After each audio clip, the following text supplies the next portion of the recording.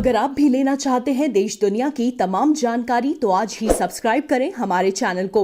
साथ ही नीचे दिए बेल आइकन को जरूर दबाएं ताकि हर अपडेट आप तक पहुंच सके। नमस्कार, साक्षी न्यूज नेटवर्क पर आप सभी का स्वागत है। उत्तर प्रदेश के मुख्यमंत्री योगी आदित्यनाथ ने इस बात की पुष्टि कर दी है कि प्रधानमंत्री नरेंद्र मोदी 5 अगस्त को अयोध्या आ रहे हैं। प्रधानमंत्री के शुभ हाथों से ही भव्य राम मंदिर निर्माण के कार्य की शुरुआत होगी। प्रधानमंत्री नरेंद्र मोदी तय समय पर शिलान्यास करेंगे और इस कार्यक्रम को लेकर तैयारियों का क्या स्तर है, इसकी समीक्षा के लिए खुद प्रदेश के मुख्यमंत्री योगी आदित्यनाथ आज अयोध्या में थे। अयोध्या पहुंचने पर सबसे पहले योगी आदित्यनाथ हनुमानगढ़ी गए, वहां पे हनुमान जी के दर्शन किए, पूजा अर्चना की। उसके बाद संतों के साथ बैठक की, जो राम मंदिर ट्रस्ट है उसके पदाधिकारियों के साथ बैठक की है और जो कार्यक्रम का स्वरूप रहने वाला है उसको लेकर उन्होंने देखा है और खासतौर पर साफ साफ निर्देश दिए हैं जो प्रशासन को भी कि अयोध्या नगरी पूरी तरह से साफ सुथरी रहनी चाहिए। प्रधानमंत्री के स्वागत की भव्य तैयारियां होनी चाहिए। हालांकि कोविड-19 के इस दौर में जो प्रक्रियाएं हैं, जो एसओपीज जारी की गई हैं, उसका पूरा का पूरा ख्याल रखा जाए, इस बात के भी निर्देश दिए गए हैं। संतों से मुख्यमंत्री योगी आदित्यनाथ ने अपील की है कि मंदिरों को सजाएं उस दिन, खासतौर पे 4 तारीख की रात को और 5 तारीख की रात को दीप प्रज्वलन हो और दिवाली होनी चाहिए। देखिए, दिवाली हम क्यों मनाते हैं? भगवान श्री राम अयोध्या पहुंचे थे, वनवास काट के अपने जो जन्म स्थान पर लौटे थे। इसकी खुशी में पूरा देश दिवाली मनाता है। जहां जहां हिंदू धर्म को मानने वाले लोग दुनिया भर में हैं, वहां वहां दिवाली मनाते हैं। तो भगवान श्री राम का जो मंदिर है उसका निर्माण की एक जो बाट है, इतने वर्षों से लोग जोह रहे थे, कितनी पीढ़ियां खत्म हो गई। वाकई में हमारी ये जो पीढ़ी है ये बहुत ही ज्यादा सौभाग्यशाली है कि इसके सामने राम मंदिर निर्माण के लिए एक जो नींव है वो पड़ने जा रही है और जल्दी ही 3-4 साल में भव्य राम मंदिर, आकाश को छूने वाला राम मंदिर बनकर तैयार होगा। और इस कार्यक्रम को लेकर क्या क्या व्यवस्थाएं हैं इसके बारे में हम आपको विस्तृत रिपोर्ट में दिखाएंगे और उत्तर प्रदेश के मुख्यमंत्री योगी आदित्यनाथ ने क्या अपील की है ये भी आपको बताएंगे और अयोध्या को कैसे चमकाने के लिए उनकी जो योजनाएं हैं सरकार की, वो योजनाएं भी बताएंगे। जरा पहले देखते हैं कि आज का जो कार्यक्रम था वो क्या है।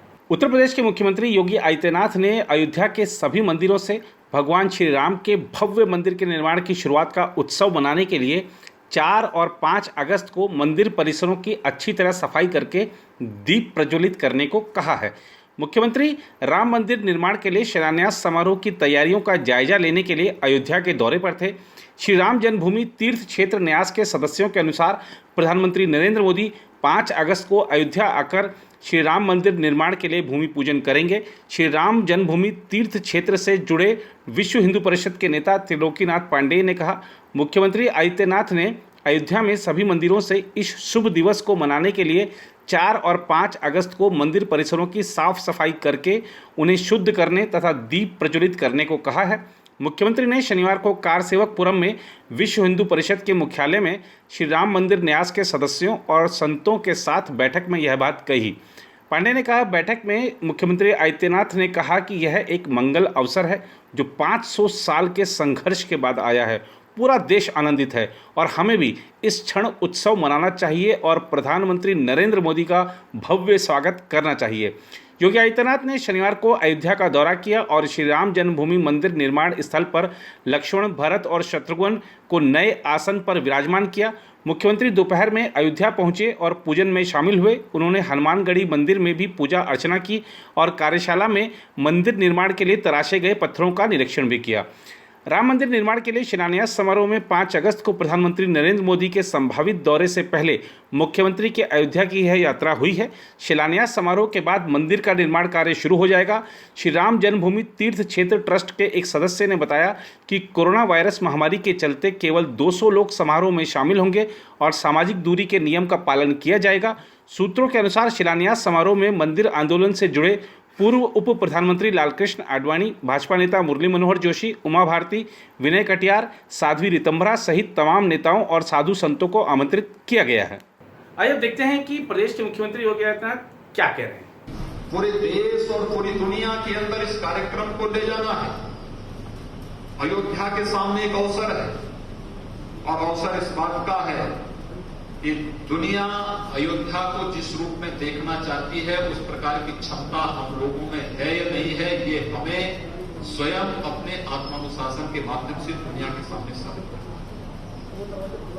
हम करेंगे, अयोध्या को देश और दुनिया का गौरव प्रदान करेंगे और प्रधानमंत्री जी उस गौरव को प्रदान करने के लिए अयोध्या आए। इसकी तैयारी, इस रूप में तैयारी, स्वच्छता पहली शर्त होनी चाहिए। सभी पूज्य धर्माचार्यगण अपने मठ, अपने मंदिर, अपने आश्रम के आसपास, प्रशासन पूरी व्यवस्था के साथ साथ अयोध्या में जहां कहीं आश्रम है, मठ है, मंदिर है, गली है, मोहल्ला है, नाली है, सड़क है, खरपतवार भी नहीं रहेगा, गंदगी भी नहीं रहेगी, स्वच्छता का ध्यान पूरे ध्यान के साथ हमें चलाना है। 100 मुहूर्त के लिए हम सब एकत्र हो रहे हैं।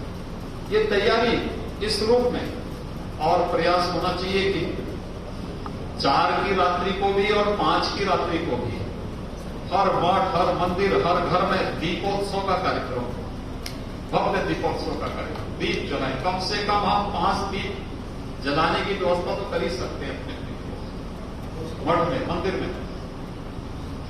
व्यापक कार्यक्रम।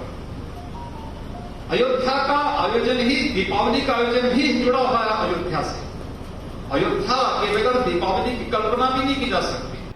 उधर राजस्थान का घमासान थमने का नाम नहीं ले रहा है। अब हमारे पास जो सूत्रों के हवाले से खबर है, वो खबर यह कहती है कि राजस्थान के मुख्यमंत्री अशोक गहलोत अपना बहुमत साबित करने की जिद पर इस तरीके से अड़े हुए हैं कि अगर विधानसभा का सत्र राज्यपाल नहीं बुलाते हैं तो प्रधानमंत्री आवास के बाहर भी जो धरना देने की इनकी तैयारी हो गई है।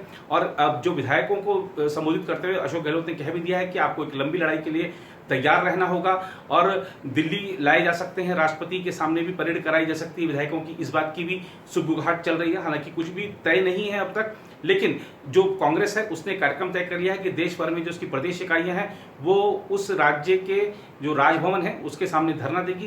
कांग्रेस का आरोप है सीधा सीधा केंद्र सरकार पर कि राजभवनों का दुरुपयोग हो रहा है, राज्यपाल पर दबाव बनाया जा रहा है। खासतौर पर जहां जहां कांग्रेस शासित सरकारें हैं वहां पर जो राजभवनों को दुरुपयोग का आरोप लगाया है।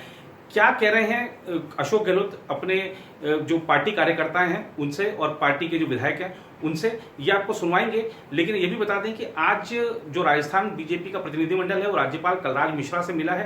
प्रदेश की जो व्यवस्था है, कानून व्यवस्था है, उसको लेकर सवाल उठाए हैं और जो एक अराजकता का माहौल है बीजेपी की, अगर हम कोट करें उन्होंने जो कहा है तो उनके हिसाब से वहां पर अराजकता का माहौल है और इसको लेकर उन्होंने राज्यपाल को ज्ञापन भी सौंपा है। आइए आपको दिखाते हैं कि क्या कह रहे हैं अशोक गहलोत।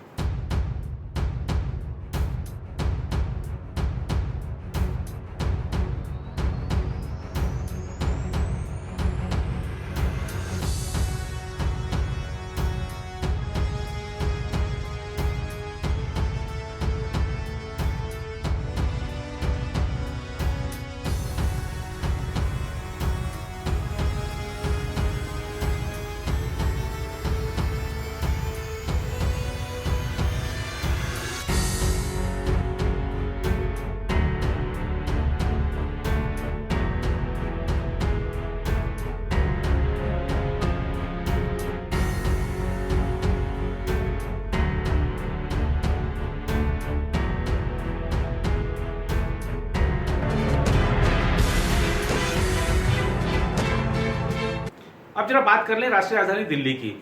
दिल्ली के उप मुख्यमंत्री मनीष सिसोदिया ने कहा था कि अगर यही हालात रहे तो 31 जुलाई तक दिल्ली में 5.5 लाख कोरोना के केस होंगे। लेकिन वो उन्होंने जो एक भय का वातावरण बनाना चाहा था, आप देखिए कि अगर आप केंद्र सरकार का दखल नहीं होता तो दिल्ली में वाकई में हालात नहीं सुधरते।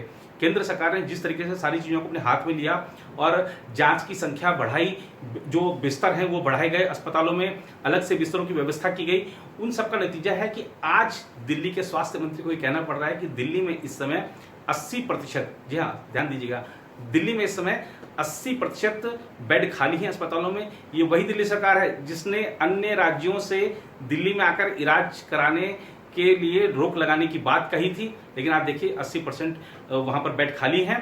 और दिल्ली में अगर हम देखें तो इस समय 13 से 14 हजार के बीच में ही एक्टिव केसेस हैं। क्या कह रहे हैं सत्येंद्र जैन, आपको सुनाते हैं।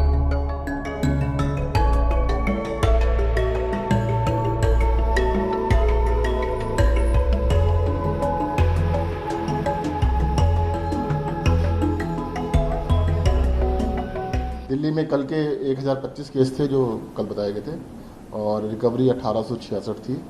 अब अभी तक दिल्ली में 1,28,389 केस आ चुके हैं और 1,10,931 लोग रिकवर होकर ठीक होकर हो चुके हैं। एक्टिव केस 13,681 हैं और हॉस्पिटल्स में जो बेड ऑक्यूपाइड हैं लगभग 20% ऑक्यूपाइड है, 80% के करीब बेड्स हमारे पास अवेलेबल है। देखिए पूरे देश के अंदर अभी पिछले 10 दिन के अंदर देखा जाए तो पॉजिटिविटी रेशियो भी जो है ना वो बढ़ी है। दिल्ली ऐसा है जहाँ पे घटी है। दिल्ली की अब आज की जो पॉजिटिविटी रेशियो 5% है। जितने टेस्ट किए गए उसमें से 5% पॉजिटिव हैं। एक टाइम ऐसा था जो पॉजिटिव 30% या उससे भी ज़्यादा आ रहे थे।